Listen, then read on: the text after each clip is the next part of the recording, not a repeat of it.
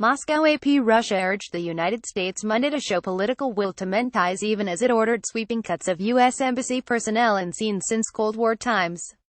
President Vladimir Putin's spokesman, Dmitry Peskov, said it will take time for the U.S. to recover from what he called political schizophrenia, but added that Russia remains interested in constructive cooperation with the U.S. "We are interested in a steady development of our ties and are sorry to note that we are still far from that," he said.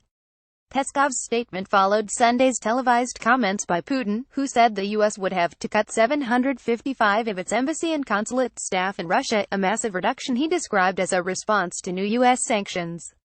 The Russian Foreign Ministry had previously said that the U.S. should cut its embassy and consular employees to 455, the number that Russia has in the United States. Along with the caps on embassy personnel announced Friday, it also declared the closure of a U.S. recreational retreat on the outskirts of Moscow and warehouse facilities. Moscow's action is the long-expected tit-for-tat response to former U.S. President Barack Obama's move to expel 35 Russian diplomats and shut down 2 Russian recreational retreats in the U.S. over reports of Russian meddling in the 2016 presidential election.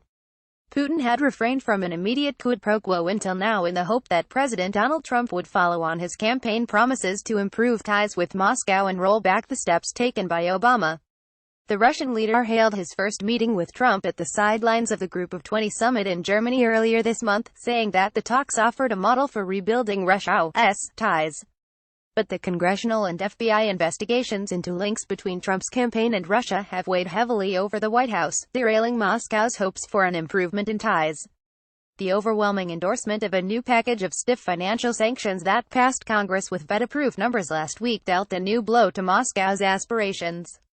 The White House said that Trump will sign the package, and Putin decided to fire back without waiting for that to happen.